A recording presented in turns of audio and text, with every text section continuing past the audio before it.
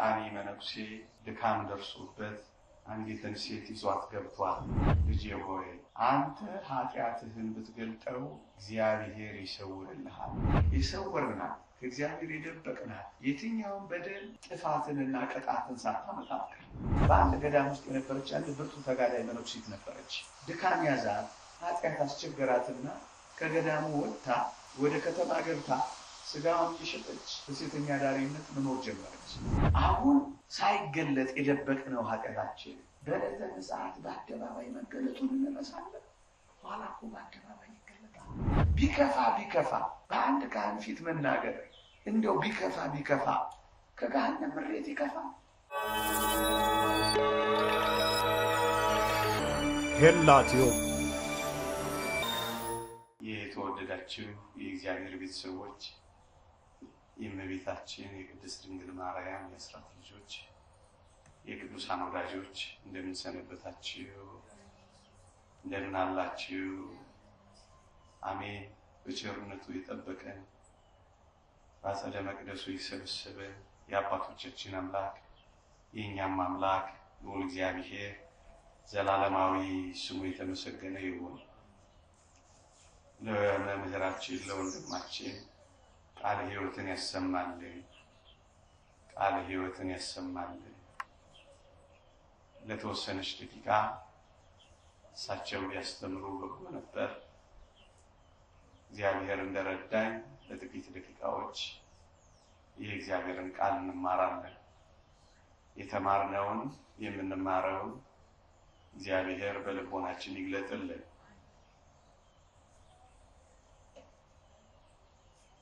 አንተ ኃጢአትህን ብትገልጠው እግዚአብሔር ይሰውርልሃል፣ አንተ ብትደብቀው ግን እግዚአብሔር ኃጢአትህን ይገልጥብሃል። ይህንን ቃል የተናገረው ርዕሰ መነኮሳት የመነኮሳት ጀማሪ አለቃ መቃርስ አባ መቃርስ ነው። በሚኖሩበት ገዳም አንድ ወጣኒ መነኩሴ አንዲትን ሴት ድካም ደርሶበት አንዲትን ሴት ይዟት ገብቷል። ያን ጊዜ ሌሎች መነኮሳት አይተውት ኖሮ ለአባ መቃርስ ነገሩት። ምን ያክል ቢደፍር ነው ይቺ ልጅ ገዳም ድረስ ይዟት የገባው? ና ይሄንን ጉድ ተመልከተው ይሉታል። አባ መቃርዮስ የዚህን መነኩሴ የድፍረት ስራ ሰምቶ አዘነ። ግን ሊፈርድበት አልወደደም። ይልቁኑ ሊያስተምረው ወደደ እና ይዟት ገዳሙ ድረስ ገብቶ ነበርና አባ መቃርዮስ ከነዚህ ከሌሎቹ መነኮሳት ጋር ወደዚህ መነኩሴ ባዕት ሄደ። ሲሄድ ግን አባ መቃርዮስ እንደ ሌሎቹ መነኮሳት ድምፁን አጥፍቶ አይደለም የሄደው። ኮቴውን እያሰማ ጓ እያደረገ በደንብ ልጁ ሰው እየመጣበት እንደሆነ እንዲያውቅ እያደረገ ድምፅ እያሰማ ወደ መነኩሴው ባዕት ሄደ።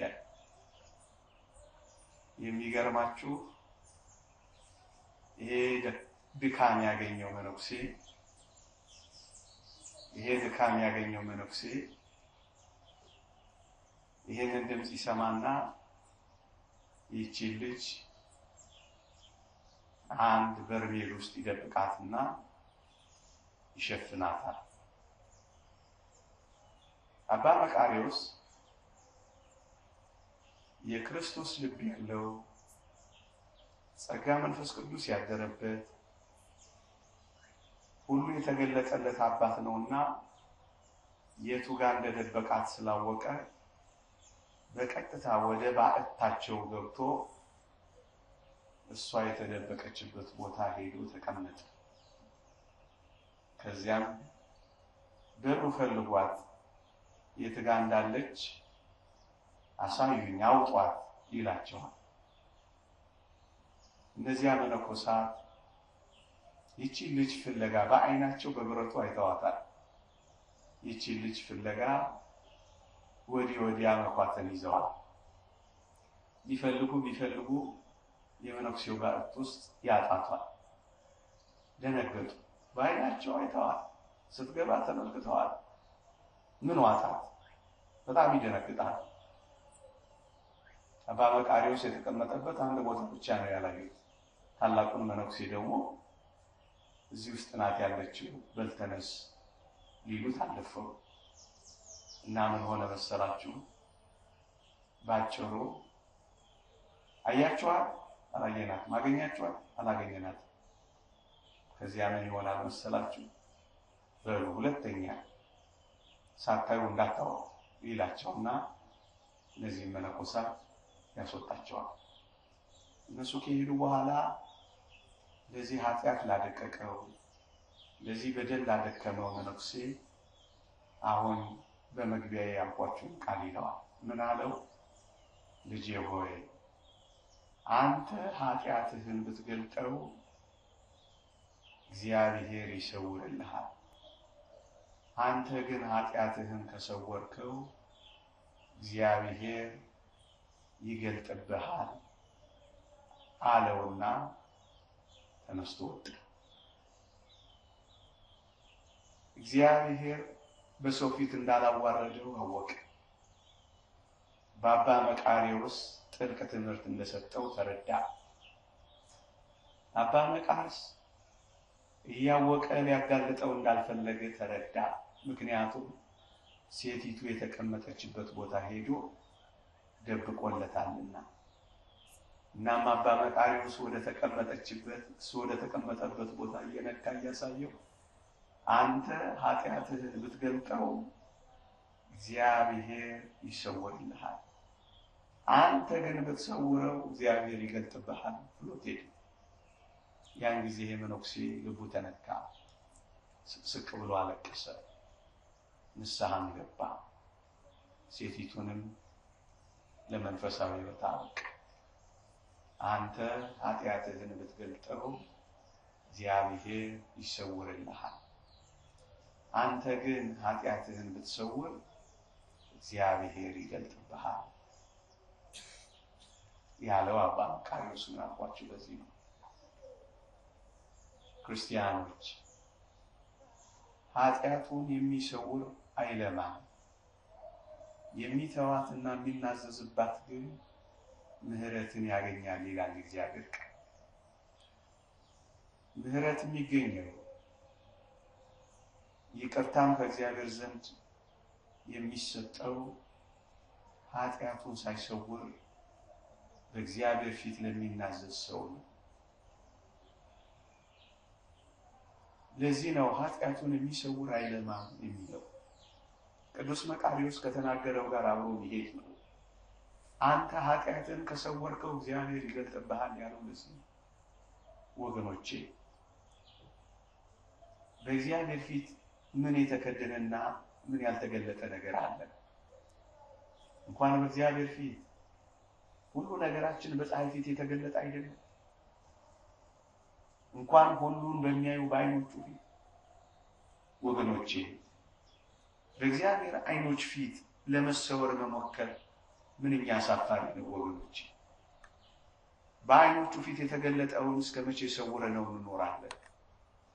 እግዚአብሔር የሰጠን ቃል ኪዳን እኛ ኃጢአታችንን ብንገልጠው ብንናዘዘው ከንስሐ አባታችን ፊት ብናቀርበው እግዚአብሔር ይቅር ሊለን የታመነና ጻድቅ ነው። ኃጢአታችንን ብንናዘዝ ከኃጢአታችን ይቅር ሊለን ከአመፃችንም ሁሉ ሊያነጻን የታመነና ጻድቅ ነው ይላል። ምህረት የሚገኘው ይቅርታ የሚገኘው የኔና የናንተ በደል የሚሰወረው በደላችንን በእግዚአብሔር ፊት በንስሐ ስንገልጠው ብቻ። እኛ ከገለጥነው እግዚአብሔር ይሰውርልናል። እኛ ከተናዘዝንበት እግዚአብሔር አስበው ይረሳልናል ወገኖቼ። ለዚህ ነው በእግዚአብሔር ፊት ካህኑን ምስክር አድርገን ኃጢአታችንን በእግዚአብሔር ፊት ከተናዘዝነው እግዚአብሔር ይተውልናል፣ እግዚአብሔር ይረሳልናል ወገኖቼ። ይልቁንም ከሰወርነው ግን እግዚአብሔር ይገልጥብናል።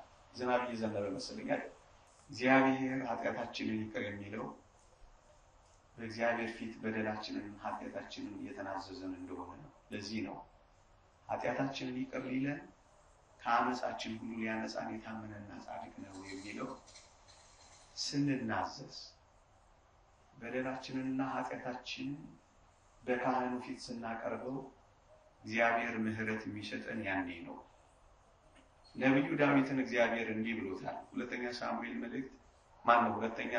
መጽሐፈ ሳሙኤል ምዕራፍ 12 ቁጥር 12 ላይ አንተ በስውር አድርገኸዋል፣ እኔ ግን ይህን በእስራኤል ሁሉ ፊትና በፀሐይ ፊት አደርገዋለሁ ይላል። ዳዊት በደሉን በስውር አድርጎታል። እግዚአብሔር ግን ምን አለው? በእስራኤል ሁሉ ፊትና በፀሐይ ፊት አደርግብሃለሁ። ወገኖቼ የሰወርናት ከእግዚአብሔር የደበቅናት የትኛውን በደል ጥፋትንና ቅጣትን ሳታመጣት ያው በፀሐይ ፊት አደርገዋለሁ ነው የሚለው። በስውር የምንፈጽማቸው በደሎች፣ ከእግዚአብሔር ተሸሽገን የምንፈጽማቸው ኃጢአቶች በአደባባይ ነው የሚያዋርዱ። አያችሁ፣ በፀሐይ ፊት አደርገዋለሁ ነው የሚለው እግዚአብሔር። በአደባባይ አዋርድሃለሁ ነው የሚለው እግዚአብሔር። መዋረድ የማይፈልግ በአደባባይ መዋረድ የማይፈልግ በስውር ከእግዚአብሔር ጋር ኃጢአቱን መግለጥ አለበት።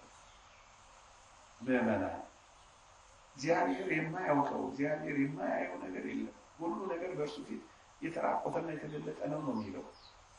እግዚአብሔር ሁሉንም ያያል። እኛን እያስፈራን ያለው አሁን የሰው አይን ነው ወገኖቼ።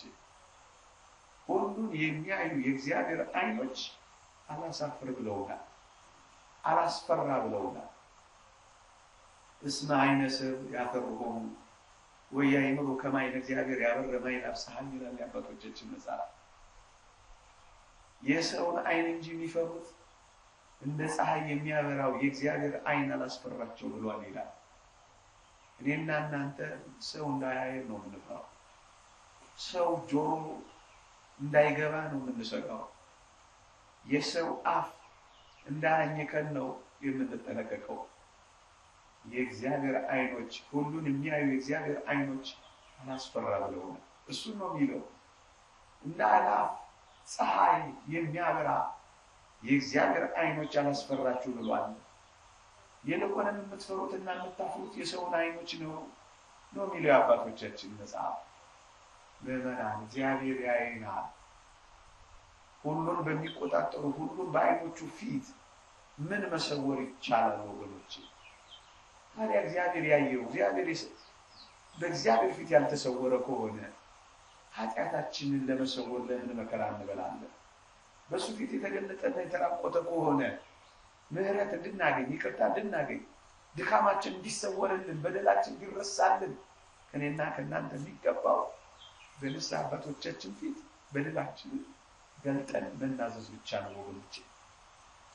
አንድ ታሪክ ልጨምርላችሁና ትምህርቴን ወደ መጠቅለል እሄዳለሁ ወገኖቼ። በአንድ ገዳም ውስጥ የነበረች አንድ ብርቱ ተጋዳይ መነኩሴት ነበረች። ድካም ያዛት፣ ኃጢአት አስቸገራትና ከገዳሙ ወጥታ ወደ ከተማ ገብታ ስጋዋን እየሸጠች በሴተኛ ዳሪነት መኖር ጀመረች። ይሄን የሰማ አንድ አባት የዚህችን መነኩሴ ተጋርዶ ያቅና የሰማ ስለነበረ አሁን ያለችበትን የህይወት ውድቀት ሲረዳ እቺን ሴት ለማውጣት ፈለገ። ከዛ ምን አደረገ መሰላችሁ? በቀጥታ ሰው ወደምትኖርበት ባዕድ ቤት ገባና በር አንኳኳላት። ስትከፍት የመነኩሴ ልብስ የለበሰ ብርቱ ተጋዳይ የሆነ አይተው ማጣ አንድ ሰው ደጇ ቆመ። ምን ፈልገህ መጣህ አለችው። ካንቺ ጋር ማደር ነው የምፈልገው ዛሬ አለ። ደነገጠች። ምክንያቱም እንዲህ አይነት እንግዳ መጥቶባት አያውቅም። ቅው አለች። በጣም ተደነገጠና ሰው አይን እንዳይገባ ፈልጋ ጉጥት አድርጋ አስገባችውና በሩን ጠርቅም አድርጋ ዘጋችው። ከዛ ምን አለችው መሰላችሁ? እንዲህ አለችው፣ አባቴ ግባ አለችው። ገባ። አይዞህ አትሳቀቅ፣ ሰው አላየህም አለችው። እሺ አላት። ውስጠኛውን ክፍል አዘጋጅልሃለሁ አባቴ አለችው። እሺ አለ። አትሳቀቅ፣ እሺ፣ ድምፅ አያስወጣም፣ እሺ አለች። ማንም ሰው ወደማያየው ሰው ወደማይደርስበት ክፍል እንገባለን፣ እሺ፣ እሺ አለ። ወደ ውስጠኛው ክፍል ይዛው ገባች። አሁን እዚህኛው ክፍል ውስጥ ምንም ነገር ብንፈጽም ድምፅ አይወጣም፣ እሺ፣ እሺ አለ። ከዚያ ሰው ወደ ተግባሯ ልትሄድ ስትል ይሄ አባት ምን አላት መሰላችሁ? ልጄ ሆይ አቤት፣ ለኔ ግን አንድ ሰው የማይሰማው ሰው የማያየው ክፍል አይደለም ምን የምፈልገው አላት። እና ምንድነው የምትፈልገው አለችው። እግዚአብሔር የሌለበት ክፍል አዘጋጅልኝ አላት። ድንግጥ አለች። እውነት ነው፣ ሰው የሌለበት ክፍል አለ። እውነት ነው፣ ሰው የማያየው ክፍል አለ። እውነት ነው፣ ሰው የማይሰማው ክፍል አለ። እግዚአብሔር ግን የሌለበት ክፍል ይኖራል? የለም። ድንግጥ አለች፣ ክው አለች። ለካ እግዚአብሔር ያየኛል ብላ ተደነቀች። ከዛ በኋላ በሩን ከፍቶ ሲሄድ እሷም ተከተለችው። እግዚአብሔር የሌለበት ክፍል ውሰጂኝ አላት። ምዕመናን፣ እግዚአብሔር ያየናል። እግዚአብሔር ሁሉ ጊዜ ከኔና ከእናንተ ጋር ነው። ፀሐይ ተንጠልጥላ ሁላችንን ከምታዳርሰው በላይ የእግዚአብሔር ዓይኖች ጥልቁንና ውስጥ ያለውን ልባችንና ኩላሊታችንን እንኳን ሳይቀር ይመረምራል። እግዚአብሔር ያያል። ልቦናችሁን ከፍ ከፍ አድርጉ ተብሎ ተጽፏል። ታዲያ ሁሉ በተራቆተ ሁሉ በሚታይ በአምላካችን በእግዚአብሔር ፊት የቱን በደላችንን ሰውረን ልንቀመጥ ነው ወገኖቼ? የትኛውንስ በደል ሸፍነን ልንከርም ነው ወገኖቼ? እግዚአብሔር ሳይኖርበት የፈጸምነው እግዚአብሔር ሳያየው የበደልነው ምን ነገር አለ? መነጽር ብንሰካ፣ መብራት ብናጠፋ፣ መጋረጃ ብንዘጋ፣ ጺማችንን ብናሳድግ፣ ስቲከራችንን ብንለጥፍ፣ ሩቅ ሀገር ሄደን ብናመነዝር፣ እግዚአብሔር የሌለበት ሀገር፣ እግዚአብሔር የሌለበት መንደር፣ እግዚአብሔር የሌለበት ሰፈር፣ እግዚአብሔር የሌለበት ኮረብታ፣ እግዚአብሔር የሌለበት ሸለቆ ይኖር? እግዚአብሔር የሌለበት ክፍል አዘጋጅልኝ አላት። ምዕመናን፣ ሁሉ ነገር በእግዚአብሔር ፊት የተራቆተና የተገለጠ ነው።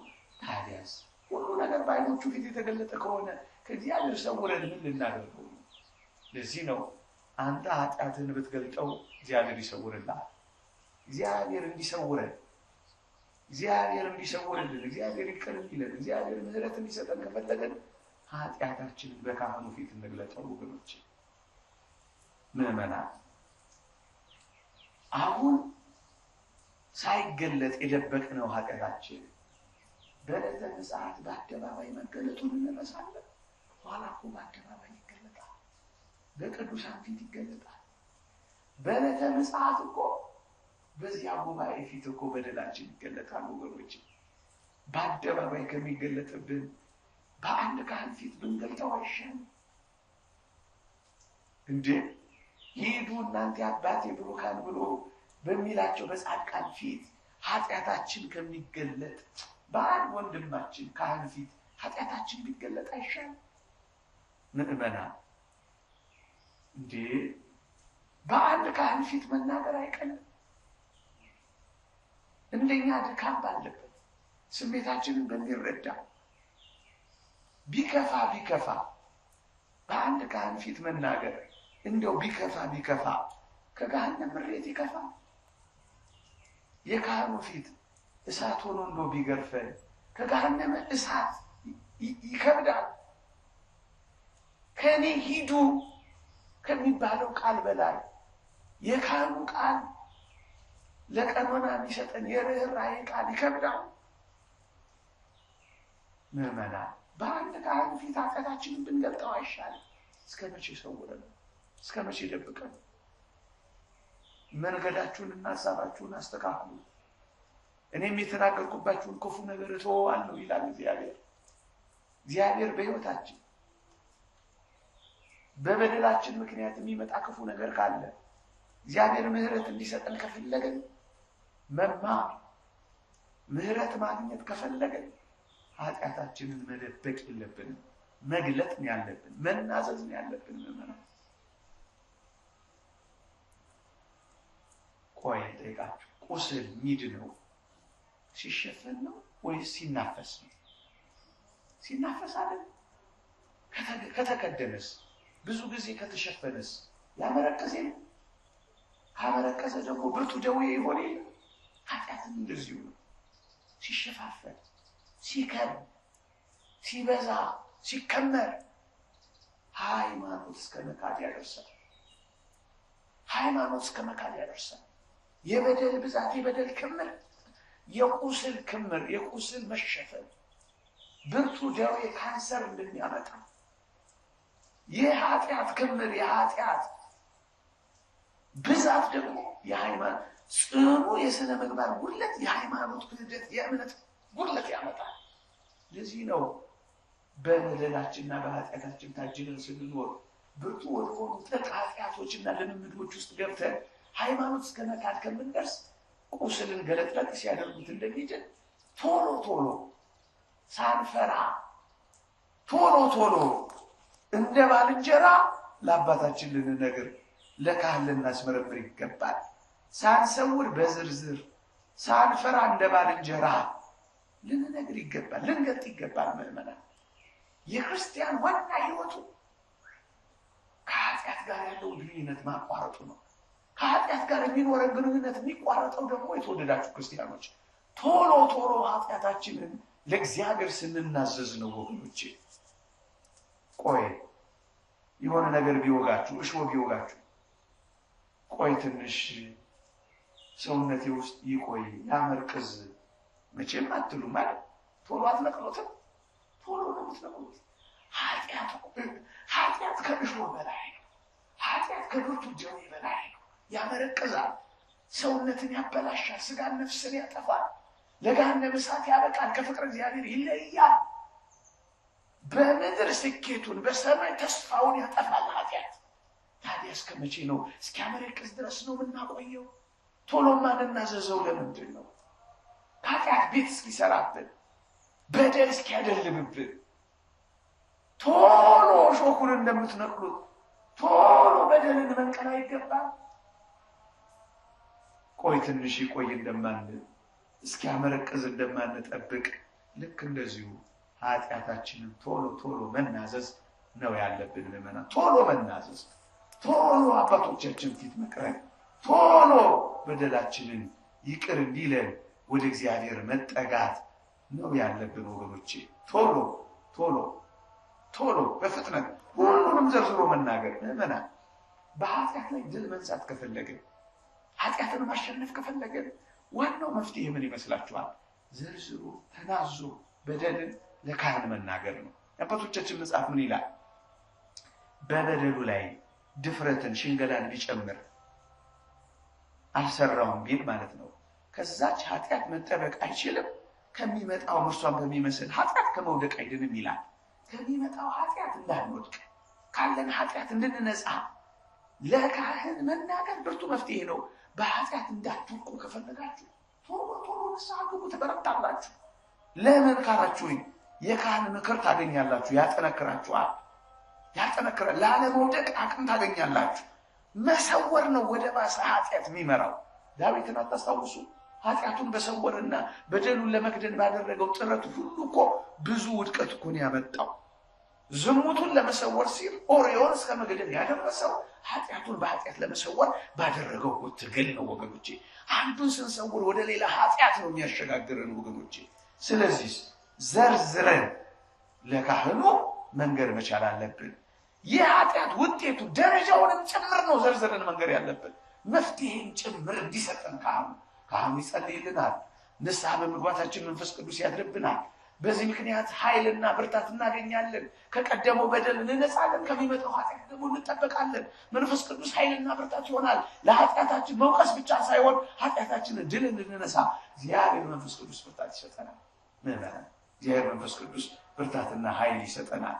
ለዚህ ነው ምዕመናን በዛ በመጽሐፈ ኢያሱ ምዕራፍ 7 ላይ አካን ስለሚባል ሰው የተነገረው ነገር እንዴት ይደንቃል መሰላችሁ። በደል በደለ።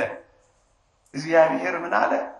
እስራኤል እኔን በደል አለ። የአንድ ሰው በደል የሀገር በደል ነው። ይቅርታ አድርጉልኝ። እቺ ሀገር በዚህ ሁሉ መከራ የምትታመሰው ደም የማይቆምባት ምናልባት በእኔ በደል ይሁን ብላችሁ አስባችሁ ታውቃላችሁ?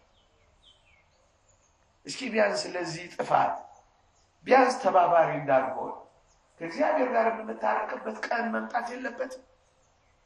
በምድራችን ምድር ደም ባመጣው በደል በግፍ ተሞልታለችና ሰንሰለትን ስራ ይላል ነብዩ ሕዝቅኤል። ምድር ደም ባመጣው በደል ግፍ እንዳይኖርባት የኔ በደል አስተዋጽኦ እንዳይኖር ንስሐ ልንገባ ይገባል። አይበቃም? አንድ ሰው በበደለው እስራኤል በደላል እግዚአብሔር። መጽሐፈ ኢያሱ ምዕራፍ 6 እና ምዕራፍ 7 ተመልከቱ። መጨረሻ ላይ ሰውየው ተገኘ። የበደለው አካን ይባላል። ኢያሱ ካህን ማስጠጋውና ምን አለው መሰላችሁ? እስኪ ንገረኝ፣ ምንድነው የበደልከው? አትሸሽገኝ፣ ንገረኝ ብሎ ጠየቀው። ሰውየው ምን እንዳለ ታውቃላችሁ? የወሰደው የሰረቀው እርም የሆነውን ነገር አትንካ ስለተባለ ነው።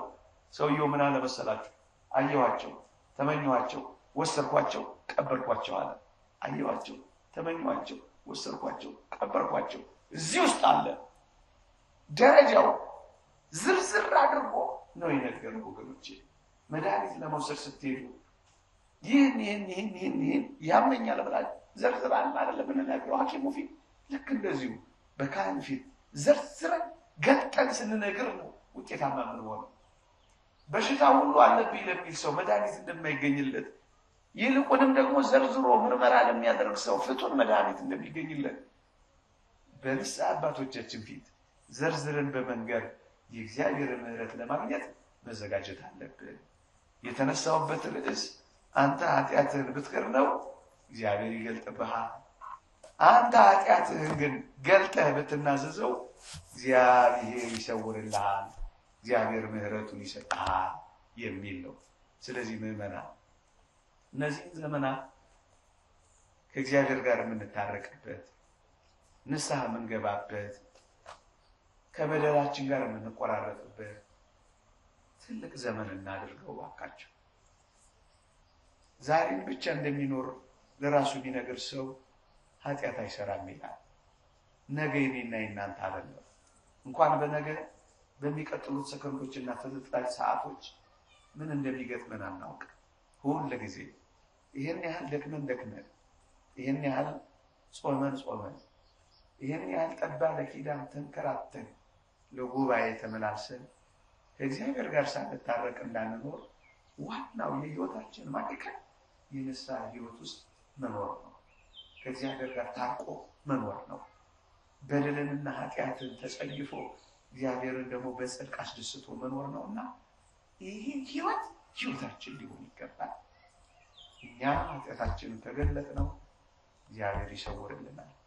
እኛ ግን ደብቀን ከኖርን እግዚአብሔር በኃጢአታችን ምክንያት በፀሐይ ፊት ነብዩ ዳዊትን እንዳለው ያዋረደናል። ስለዚህ ለንስሐ እንበቃ፣ በንስሐ ህይወት ልንኖር ልንዘጋጅ ይገባል። የእግዚአብሔር ቸርነት፣ የእመቤታችን አማላጅነት፣ የቅዱሳን በረከት ረድኤት አይለየን። ለንስሐ ሞት ያብቃል። አሜን።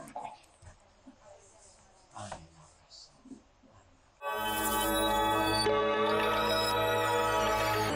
ሄላትዮ